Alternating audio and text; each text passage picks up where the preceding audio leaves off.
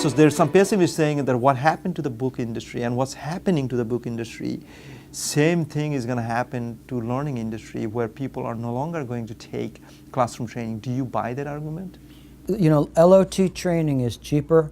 It's easier to, if you have a diverse student audience, if they're all over the world, it's kind of impossible to bring them all to your classroom. So it's very practical in many ways. I think it can be really good as long as you put the effort into it. I used to do quite an effective kind of LOT training a long time ago, before everyone had all these new tools, before there was even Skype or anything, or telepresence is fantastic. We had similar things that we put together that added up to telepresence. We were in New York. We had students in Ireland.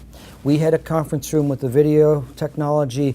They had the same setup in Ireland, and they called it the Waterford room, I remember. So we were in the room, they're in a room, a very nice room, just like your office, a nice conference room, a nice table like this. We could see them, they could see us, but we made sure that it worked great. You know, I'm that kind of guy. I want to make sure if I can't be there with them, I want it to be almost the same. So we made sure we're on the phone on a conference call. We have them on the video, and they can see us, we can see them.